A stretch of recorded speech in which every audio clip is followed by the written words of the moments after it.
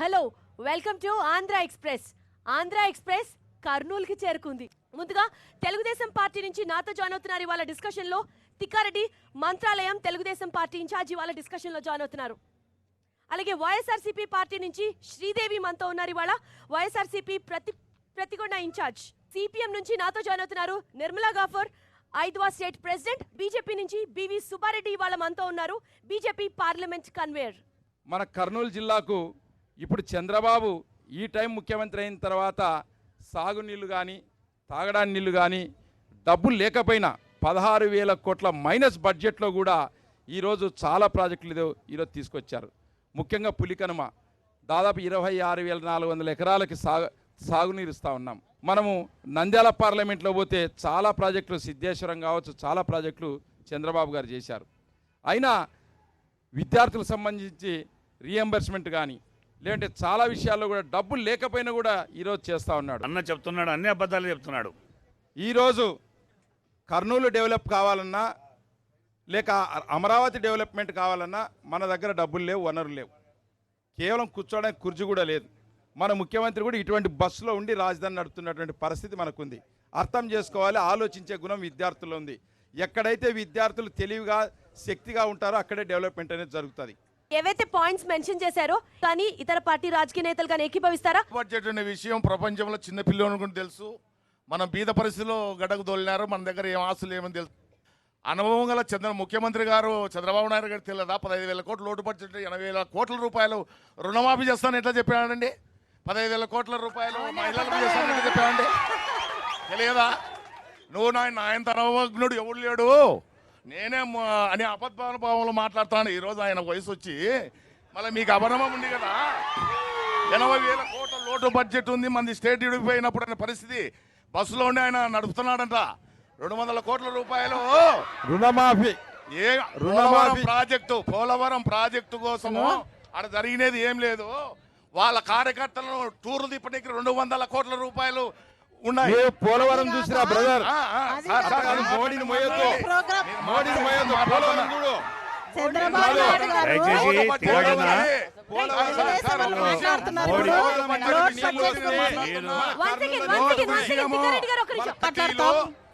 అన్ని పార్టీలు కలిసి హైదరాబాద్ రాజధాని ఉన్నప్పుడు ప్రతి ఒక్క డెవలప్మెంట్ అక్కడే చేశారు. ఈ రోజు ఫ్యాక్టరీలు, విద్య, వైద్యం మొత్తం టోటల్ హైకోర్టులు ఈ కోర్టులు మొత్తం పెట్టి ఈ రోజు మనిషి నడవడానికి కూడా లేనటువంటి పరిస్థితి ఏర్పడింది. అది అనుభవంలో తెలుసుకొని ఈ రోజు మళ్ళీ కొత్త అమరావతి అంటే హైకోర్టు ఆటికే అంటాడు, అప్పులాటికి అంటాడు. ఒక జిల్లాను అభివృద్ధి చేయనండి, తీసుకుపోయి హైకోర్టు ఎందుకు పెడతారండి? అక్కడ కర్నూలు పెట్టండి, మరలా వాళ్ళ రాజకీయ ఆస్తులు కాపాడడానికి వారి యొక్క దోచుకోవడానికి అమరావతి కడుతున్నారు. డెవలప్మెంట్ కావాలంటే తిక్కారెడ్డి అన్న గారు ఏమేమో చెప్తున్నారు. ఈ రోజు మళ్ళీ మన స్టూడెంట్స్కి ఐఐటి కాలేజ్ కావాలంటే కేంద్రం ఆ రోజు ఇచ్చింది మనకి రాయలసీమకి. ఈరోజు తీసుకుపోయి గుంటూరు జిల్లా తాడేపల్లిలో అక్కడెందుకు వాళ్ళ మినిస్టర్ అక్కడ తీసుకుపోయి నేను ఇవ్వకోకుంటేది నేను రిజైన్ చేస్తా అని చెప్తే అక్కడ పోయి తీసుకొని పెడతారు. ఇక్కడ మన స్టూడెంట్స్ లేరా? కర్నూలు రాయలసీమలో చదువుకోవడానికి స్టూడెంట్స్ లేరని అడుగుతున్నా. ఈరోజు ఆ రోజు ఐఐటి కాలేజ్ తెచ్చింటే ఈ రోజు స్టూడెంట్స్ అంతా ఎక్కడికో పోయి అవస్థలు పడి చాలా మంది లేడీస్. కృష్ణమూర్తి గారు ఆయన కూడా ఒక ఉప ముఖ్యమంత్రి గారే కదా, ఆయన ఎందుకు సాధించలేకపోయారని నేను అడుగుతున్నా. ఈ రోజు చంద్రబాబు నాయుడు గారు ఎంతసేపు వికేంద్రీకరణ అంటారు, అనలేదు కేంద్రీకరణ అంటున్నాడు. హైదరాబాద్ కేంద్రీకరించి ఈరోజు తెలంగాణ వాళ్ళు దొబ్బుకొని పోయినారు. రేపు అమరావతి పైన కేంద్రీకరించి రాజధానిని మొత్తం దానిపైన పెట్టుబడి పెట్టి రేపు వాళ్ళు దొబ్బుకొని పోతే కర్నూలు ఏం కావాలా, రాయలసీమ ఏం కావాలా, ఈ జిల్లా ఏమైపోవాలని చెప్పి మేము ప్రశ్నిస్తా ఉన్నాము. ఇలా ఎన్నో సంవత్సరాల నుంచి కూడబెట్టుకున్న మా డబ్బులతోటి ఓ ఫ్లాట్ కొనుక్కుంటే దాన్ని డబల్ రిజిస్ట్రేషన్, త్రిబుల్ రిజిస్ట్రేషన్ చేయించుకుంటే మాకు అన్యాయం జరిగిందని మేము ఎవరిని అడగాలి? చేస్తున్న మా పరిస్థితి ఇది అని ఎమ్మెల్యేల దగ్గర పోతే సమస్యను పరిష్కరించవాలని ఎమ్మెల్యేలు అంటారు. 5వ తరగతి చదువుకున్న వాళ్ళు ఎమ్మెల్యేలు అవుతుంటే బీటెక్ చదివిన పిల్లలు బేకర్గా తయారవుతున్నారు. ఇలా డబల్ రిజిస్ట్రేషన్, త్రిబుల్ రిజిస్ట్రేషన్ చేసుకుంటే ఒక సామాన్య మానవుడు ఏం కావాలా?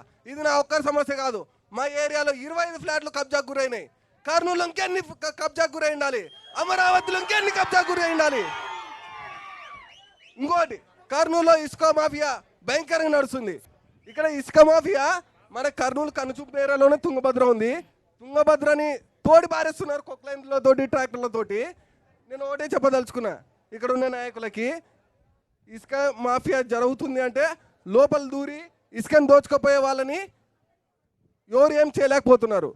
అదే నేను ఒకటే విషయం చెప్తున్నా, ఒక కానిస్టేబుల్ మన ఇంటి దగ్గరకు వచ్చి మీ ఇల్లు సేఫ్గా ఉండాలంటే మీరు ఇంటికి సీసీ కెమెరా పెట్టుకోండి. సీసీ కెమెరా పెట్టుకుంటాము ఒకటే, 100 మంది కానిస్టేబుల్ రోడ్డు మీదకి రావడం ఒకటే అని ఒకరు చెప్పారు నాకు పోలీస్ అధికారి. అదే సీసీ కెమెరా మెయిన్ రోడ్ మీద ఎందుకు ఏర్పాటు చేయలేకపోతున్నారు? అదే మెయిన్ రోడ్ మీద ఎన్ని ట్రాక్టర్లు తోలుకపోయేది మీకు కనపడదా అదే సీసీ కెమెరాలో? అధికార పార్టీ తెలుగుదేశం పార్టీ అభ్యర్థిగా మంత్రాలయం నుంచి ఇన్ఛార్జిగా ఉన్నాను. నువ్వు చదువుకున్నావు బాగా, వెరీ గుడ్. కానీ ఒక ఆస్తి కొనేటప్పుడు ఇది డబల్ రిజిస్ట్రేషన్ అయిందా ట్రిపుల్ రిజిస్ట్రేషన్ అయిందా తెలుసుకోవాల్సినటువంటి వ్యక్తిగతంగా నువ్వు వినాలి. నువ్వు చెప్పినప్పుడు నేను విన్నాను కదా, నేను చెప్పినప్పుడు నువ్వు వినాలి. కొద్దిసేపు ఓపిక ఉండాలి, వినాలి, ఫస్ట్ వినాలి.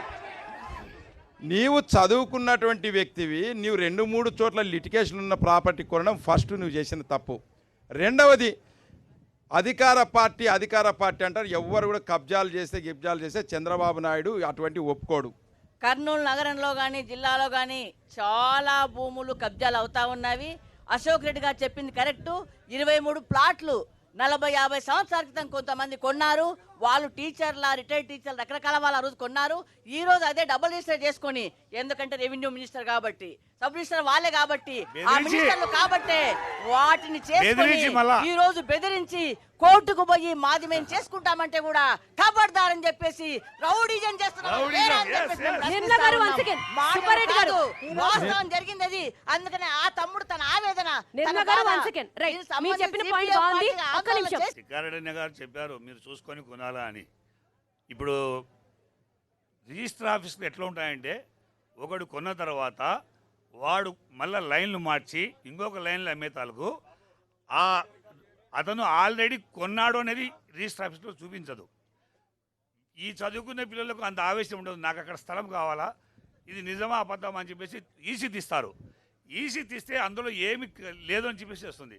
కానీ మన నాయకులు ఏం చేస్తున్నారంటే, ఆల్రెడీ ఆ యొక్క పాత లేఅవుట్ను తూర్పు పడమరలను మార్చేసి మళ్ళీ కొత్త లేఅవుట్గా చేసే తాలకు క్లియర్ ప్రాపర్టీగా చూపిస్తూ, పాత కొన్న వాళ్ళందరూ కూడా ఒకవేళ వాళ్ళు తీసుకుపోయిన బౌండరీస్కు వాళ్ళకి కరెక్ట్గా ఉంటుంది రిజిస్టర్ ఆఫీస్లో.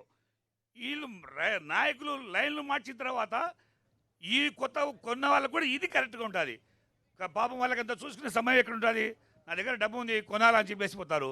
తీరా అక్కడ చూస్తే వీళ్ళు సెకండ్ రిజిస్టర్ ఉంటుంది, ఒరిజినల్గా ఇంకోరికి ఫస్ట్ రిజిస్టర్ ఉంటుంది. పంచాయతీ వేతాలకు పెద్ద మనుషులు రాజకీయది. అయ్యా మీరు కొట్టుకుంటున్నారు, అది ₹1,00,000 చేస్తుంది, నీకు ఒక 25,000 నీకు ఒక 25,000 ఇస్తాను, కొట్లాడు కాగరి, ఇంకా నేనేదో చేతిని చేసిస్తున్నాను, మీరు మట్టంకి వెళ్ళిపోండి, మళ్ళీ ఇది కూడా రాదని చెప్పేసి 50,000 వాళ్ళు ఇచ్చేసి 7 లక్షల ప్రాపర్టీ మాత్రం వీళ్ళు కుప్పేసుకొని మళ్ళీ అమ్ముకుంటున్నారు. మన కర్నూలు జిల్లాలో తెలుగుదేశం పార్టీ అధికారంలోకి వచ్చిన తర్వాత ఒక బీసీ బడుగు వెనకబడిన కులాల వాళ్ళకి ఈరోజు ఉప ముఖ్యమంత్రి పోస్ట్ ఇచ్చారు కె కృష్ణమూర్తి గారికి. మరి అటువంటి వాళ్ళని మనం రాజకీయాల్లోనే బీసీల పైకి రావాలన్నట్టు తెలుగుదేశం పార్టీ ఇస్తే, ఎటు తిరిగి తెలుగుదేశం పార్టీని ఏమనలేక ఈరోజు కె కృష్ణమూర్తి గారిని నిందిస్తే ఆయన రిజిస్టర్ ఆఫీస్లో కూర్చుంటాడా మనం ఏమైనా కబ్జాలు చేస్తే? ఒకసారి ఆలోచన చేయండి.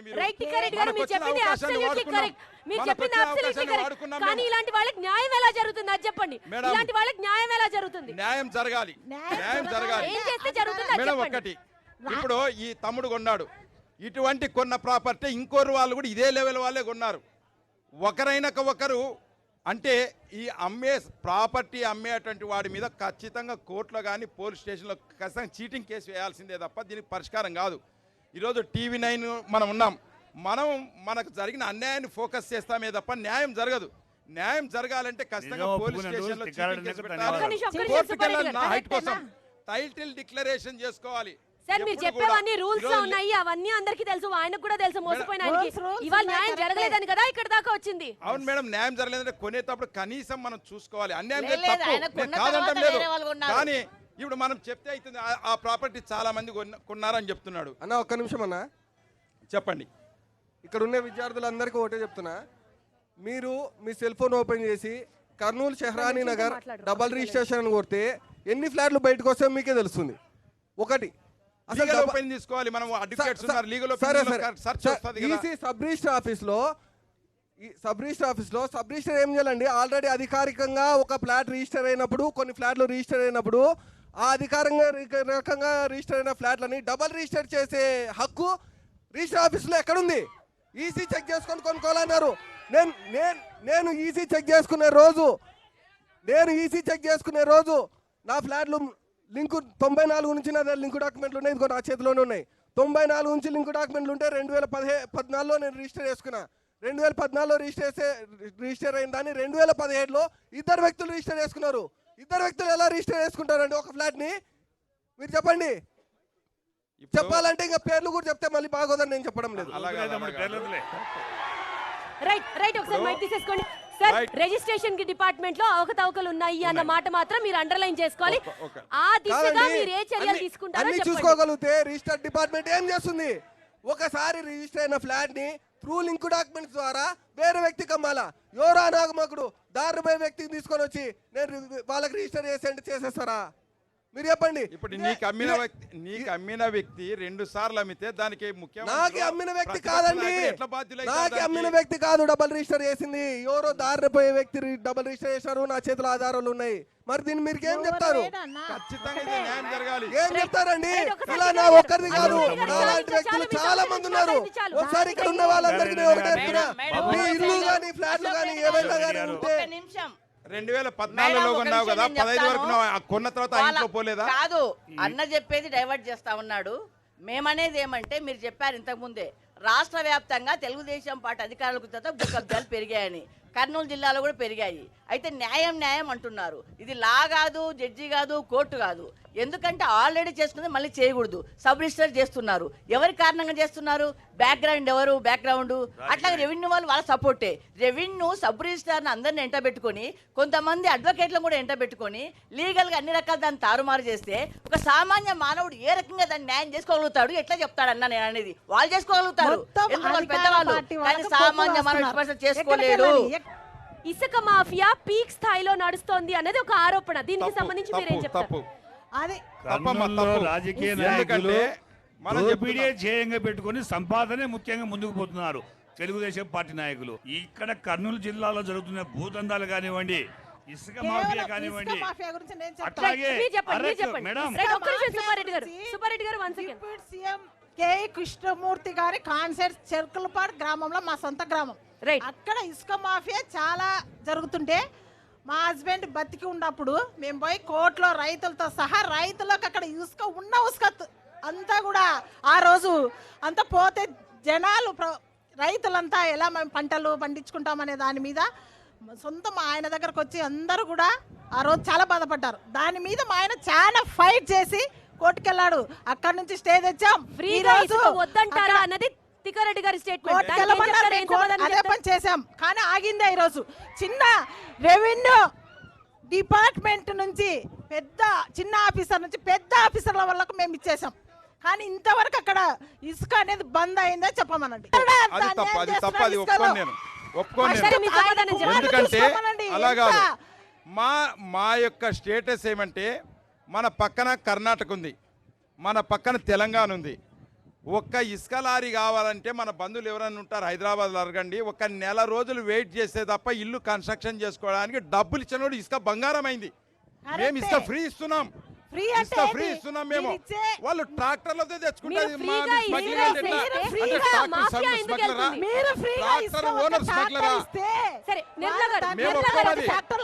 రాజకీయాల కోసం మాట్లాడొద్దండి. నేను బైపాస్ ఇప్పుడు 50 ట్రాక్టర్లు నిలబెడతా. 50 ట్రాక్టర్లో మీరు ఒక్క ట్రాక్టర్ ఫ్రీ ఇసుక తోలుతాడు. కాన్సెక్రెంట్ తలకాయ కోసుకుంటా. ఇసుక ఫ్రీగా లేదు. ఈ రోజు ట్రాక్టర్ వాళ్ళు డబ్బులు కట్టి ఇసుకపోతున్నారు, డబ్బులు కడుతున్నారు, అక్కడ ఇసుకపోతున్నారు. అట్లా ఇసుక తీసుకొచ్చినా కూడా ఎస్ఐలు సిఐలు పట్టుకొని వాళ్ళ మీద ఫైన్ వేసి కోర్టులో కూడా 8,000 10,000 ఫైన్ కట్టుకున్న పరిస్థితి ఈ రోజు ఇసుక ట్రాక్టర్ల వాళ్ళకు ఉంది. ఇసుక ఫ్రీగా ఎవరికంటే అధికార పార్టీలో ఉన్న వాళ్ళకి మాత్రమే ఫ్రీగా వస్తుంది, అమ్ముకుంటున్నారు. మాఫియా తయారయ్యి పెద్ద ఎత్తున ధనం సంపాదించుకుంటున్నది వాస్తవం మేడం. ఈరోజు మీరు చూడండి, పోలీస్ డిపార్ట్మెంట్కి వెళ్తుంది, కోర్టులో చూడండి. నేను అడ్వకేట్ కోర్టులో చూశాను ఎన్ని కేసులు ఉన్నాయో. ఒకరోజు 10, 8 వాళ్ళేదో పాపం 400కి 500కి అమ్ముకొని పాపం వాళ్ళ ట్రాక్టర్ వాళ్ళ జీవనం చేద్దామని వాళ్ళ కుటుంబాలు గడుపుదాం అనుకుంటే కూడా ఈ రోజు ఇసుక ఫ్రీగా లేదు, కేవలం కొందరికే పరిమితం. రైట్ నిర్మలా గారు. అట్లాంటి వాళ్ళ రైట్. ఎవరు కూడా ఇటుక రెడ్డి గారు, ఇప్పుడు ఆన్సర్ ఇసుక మాఫియా లేదు. మాఫియా లేదు. ఉంది అని మేము చెప్తున్నాం. వాళ్ళు ఏదో రాజకీయం కోసం చెప్తున్నారు తప్ప రాజకీయం కోసమే చెప్తున్నారు తప్ప ఇసుక ఫ్రీ. కర్నూలుకు మన ఆర్టీసీ బస్ స్టాండ్ లో పోతే ఎర్ర బస్సు కూడా జల్ది రాని పరిస్థితిలో చంద్రబాబు నాయుడు ఈరోజు కర్నూలుకు ఎయిర్పోర్ట్ సాధించి ఎయిర్పోర్ట్ అయిపోయింది. నెక్స్ట్ వీక్ లో ఫ్లైట్లు కూడా వస్తాయి. భారతీయ జనతా నెక్స్ట్ ఫ్లైట్లు కూడా తొందరలోనే విమానాలు తిరుగుతాయి. 30,000 ఎకరాలు తీసుకుని తీసుకోలేదు తమ్ముడు. పెట్టినటువంటి ఘనత చంద్రబాబు నాయుడుకి దక్కుతుంది. 30,000 ఎకరాలు ఎవరు తీసుకోలేదు. 30,000 ఎకరాలు తీసుకోలేదు. 30,000 ఎకరాలు తీసుకోలేదు. ఏర్పాటు చేసినారా? ఒక్కరికన్నా ఉద్యోగం వచ్చిందా? 30,000 ఎకరాలు తీసుకోలేదు. 30,000 ఎకరాలు మొత్తం మూటగా చంద్రబాబు నాయుడు కొడుకు వచ్చింది. పరిశ్రమ ఏర్పాటు చేస్తున్నారు కదా, మాకేమైనా ఉద్యోగాలు వచ్చినాయా? చంద్రబాబు నాయుడు కొడుకు వచ్చింది. నయవంచన ఐటీ చేస్తున్నాడు మినిస్టర్గా. చంద్రబాబు నాయుడు. బాబు వస్తా జాబ్ వస్తుంది అన్నాడు, ఒక్కరికన్నా జాబ్ వచ్చిందా? ఖచ్చితంగా జాబ్ వస్తుంది. ఖచ్చితంగా జాబ్ వస్తుంది. ఈరోజు సోలార్ ప్రాజెక్ట్ ఎంత చేశాం? నువ్వు ఇక్కడే అంటున్నావు. సోలార్ ప్రాజెక్ట్ ఎంత పెద్దగా వచ్చింది. సోలార్ ప్రాజెక్ట్ సోలార్ కానివ్వండి, ప్రాజెక్ట్ ఎయిర్పోర్ట్ కానివ్వండి, కియా మోటార్స్ సెపరేట్ గా హెడ్ మన పెట్టి పక్కన కియా ఆ మోటార్స్ హెడ్ కు అమౌంట్ పంపించింది కాబట్టి ఈ రోజు ఎక్కడ కూడా కరప్షన్ లేకుండా సోలార్ ప్రాజెక్ట్ మీరు కానివ్వండి, ఎయిర్పోర్ట్ రాజకీయాలు కానివ్వండి వెనకుండే డైరెక్ట్ గా ప్రధానమంత్రి నిధుల ద్వారానే పూర్తయింది తప్ప చంద్రబాబు నాయుడు నిధులతో మాత్రం కాలేదు. మీరు ఎంతమంది ఉద్యోగాలకు వచ్చినాయో చెప్తా నేను. తెలుగుదేశం అబద్ధం మాట్లాడొద్దు కార్యకర్తలకు నువ్వు. వచ్చింది, జన్మభూమి ఈ రోజు కమిటీ వాళ్ళకి వచ్చింది. సోలార్లో వచ్చే ఉద్యోగాలన్నీ సోలార్ తెలుగుదేశం ప్రాజెక్ట్ వాళ్ళకే అయితేనేమి, చెందినవి, మిగతా వాళ్ళకి విండ్ ఎవరికి పవర్ వచ్చింది? అయితేనేమి, ఈ రోజు చంద్రబాబు నాయుడు వచ్చినాక కర్నూలు జిల్లాకు వచ్చాయి. మీరు రాజకీయాలు దృష్టిలో పెట్టుకోవద్దండి. 2014 ఎన్నికల్లో ప్రమాణ స్వీకారం జరిగిన తర్వాత చంద్రబాబు నాయుడు కోస్తాంధ్రకి సీఎం అయ్యగలిగినాడు, కానీ మన రాయలసీమకైతే సీఎం రాలేదు. ఎందుకంటే సార్ ఇక్కడ ఇదే ఆవరణలో ఫార్మసీ కాలేజ్ ఉంది, ఇంజనీరింగ్ కాలేజ్ ఉంది, డిఎడ్ కాలేజ్ ఉంది, ఎంబీఏ కాలేజ్ ఉంది, బీపీటీ కాలేజ్ ఉంది. ఇక్కడ చదువుతున్న ప్రతి ఒక్కరి ఫ్యూచర్ డిసైడ్ చేయాల్సింది మీరే కాబట్టి ముందు మా చదువు గురించి మాట్లాడండి. ఇప్పుడు మేము ఇక్కడైతే చదువుతున్నాము, మేనేజ్మెంట్ వాళ్ళైతే చదువుతున్నారు, కన్వీనర్గా చదువుతున్నాము, కానీ రేపు పొద్దున మాకు ఉద్యోగాలు వస్తున్నాయనే భరోసా అయితే ఇక్కడ ఏ ఒక్కరికి లేదు. ఎందుకంటే సార్ మన రాయలసీమలో మేడం, మన రాయలసీమలో పీజీ పట్టభద్రులు కూడా ప్యూన్ పోస్టులకి పోటీ పడుతున్న దరిద్రమైన పరిస్థితులు నెలకొంటున్నాయి. అంటే ప్యూన్ పోస్ట్కి రీసెంట్గా ఒక పేపర్లో చదివిన వార్త ఇది. ప్యూన్ పోస్టులకి 50 మంది పీజీ పట్టభద్రులు ఉన్నారంట అప్లికేషన్లలో.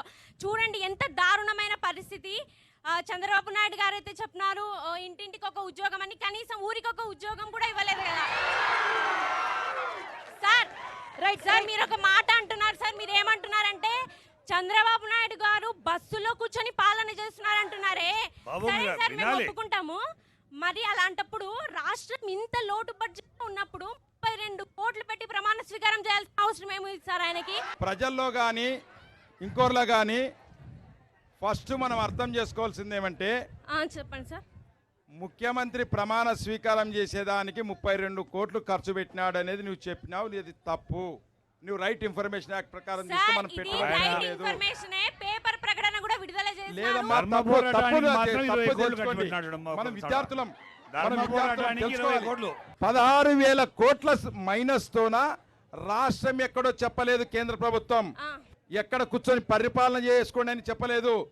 1,00,000 కోట్ల రూపాయలు ఇస్తామన్నటువంటి మోడీ మీ అందరు తెలుసు, ఒక చెంబు నీళ్లు మట్టి ఇచ్చినాడు. చంద్రబాబు నాయుడు మీరు ఒక్కసారి ఆలోచన చేయండి. కాంగ్రెస్ పార్టీ నిర్దాక్షిణ్యంగా విభజన చేసింది అంటున్నారు. మేమైతే ఒప్పుకుంటాము. లోటు బడ్జెట్ చంద్రబాబు నాయుడు అయ్యో పాపం అని మీరు చెప్తున్నారే. మరి విభజన జరగాలని సోనియాకి లేఖ రాసింది నేనే అని చంద్రబాబు నాయుడు తెలంగాణలో ఎందుకు తప్పుకుంటున్నాడు? రాజకీయాలు కాదు, రాష్ట్ర విభజన అనేది దరిద్రం. కాంగ్రెస్ పార్టీ చేసినా, తెలుగుదేశం పార్టీ చేసినా, బీజేపీ చేసినా, వైఎస్ఆర్ పార్టీ చేసినా, అన్ని రాజకీయ పార్టీలు చేసినా విభజన సరే, ఎవరు చేశారైనా సరే. అన్ని పార్టీలు లేదు. సిపిఎం మేడం పార్టీ ఇప్పుడు తప్ప మీరు డైవర్ట్ చేస్తున్నారు టాపిక్ ని. ఒక్క నిమిషం. సిపిఎం పార్టీ ఓన్లీ తప్ప చంద్రబాబు నాయుడు గారే లేఖ రాసేది. సిపిఎం ఓన్లీ పార్టీ తప్ప తెలుగుదేశం ఒప్పుకుంటాను నేను. నిర్మల గారు చెప్పినది కరెక్ట్. భారతదేశంలో ఒక సిపిఎం పార్టీ తప్ప అన్ని పార్టీలు ఏమని చెప్పాం, విభజన చేయమని కాదు, గొంతు కోసి డబ్బులు ఇవ్వమని కాదు. చంద్రబాబు లెటర్ ఇచ్చింది. మాకు జరగాల్సిన న్యాయం చేయండి అంటే పార్లమెంట్లో స్పెషల్ స్టేటస్ ఇస్తామన్నారు. 10 సంవత్సరాలు ఎక్కడ ఇచ్చారు? అంటే 4.5 సంవత్సరాలు బీజేపీ పార్టీతో కలుస్తున్నది టీడీపీ పార్టీ కాదా మేడం? అప్పుడు వీళ్ళకి గుర్తు రాలేదా? ఈరోజు ఆంధ్రప్రదేశ్లో ప్రతి జిల్లాకు ఒక ట్రిపుల్ ఐటీ, ఒక ఐఐటీ, లేకపోతే ఆంధ్ర యూనివర్సిటీ, మొత్తం సెంట్రల్ యూనివర్సిటీ ఇచ్చింది ఎవరు? BJP government. అప్పుడు వీళ్ళు ఏమనలే. ఇప్పుడు గుర్తొచ్చిందాక డివైడ్ అయిపోయారు కాబట్టి. మొట్టమొదటి స్వాతంత్ర వేడుకలు రాజధాని విడిపోయిన తర్వాత, బైఫర్కేషన్ తర్వాత రాయలసీమ వెనుకబడిందని చెప్పి ఇక్కడ స్వాతంత్ర వేడుకలు జరిపాడు. స్వాతంత్ర వేడుకల్లో అనేక మంది నిరుద్యోగులను, యువతను పిలిపించి ఇక్కడ నుంచి కాలేజ్ బస్సులు వేసుకెళ్ళి అక్కడ ఎండలో నిలబడ్డారు స్టూడెంట్స్. మా చంద్రబాబు నాయుడు, మా సీఎం ఏం హామీలు ఇస్తాడో ఎదురు చూశాడు. దగ్గర 20 హామీలు ఇచ్చాడు. 26 హామీల్లో ఒక్క హామీ ఇంతవరకు అమలు కాదు. మోడీ యావత్ భారతదేశం మోడీ డైలాగులు మోసపోయినాం. నల్లధనం తీసుకొస్తా అన్నాడు. ఎక్కడ తీసుకొచ్చినా నల్లధనం అత్యాధిక ఆయన అడిగిన క్వశ్చన్ కి ఇదా మీరు ఇచ్చే ఆన్సర్? ఆయన 26 హామీలు నెరవేర్చలేదు. వాటి గురించి మాట్లాడండి. సీఎం గారు ఇచ్చినటువంటి హామీలు. సీఎం గారు కర్నూలు జిల్లాలో ఆగస్టు 15 జెండా ఎక్సిన 20 దినాల్లో బనవాసిలో రాలేదన్నాడు. నాలుడు రా బనవాసిలో కట్టింది చూపిస్తా. పులి కనుమకి 24,600 ఎకరాలు సాగు నీళ్ళు ఇచ్చాం. సీఎం రమేష్ ముఖ్యమంత్రి వస్తున్నాడు. ఎందుకు? ఈ రోజు 22,000 కోట్లతో ఈరోజు శంకుస్థాపన చేస్తున్నాం. మనకు అవసరం లేదా తాగడానికి నీళ్లు? సీఎం రైతుల పొలాలకు నీళ్ళు అవసరం లేదా? Right, thank you so much. ఇది కర్నూలు జిల్లాకి సంబంధించి సమస్యల మీద జరిగిన డిబేట్. నేతలందరికీ ధన్యవాదాలు. స్టూడెంట్స్ కి కూడా థ్యాంక్ యూ. చూస్తూనే ఉండండి లేటెస్ట్ అప్డేట్స్ కోసం TV9.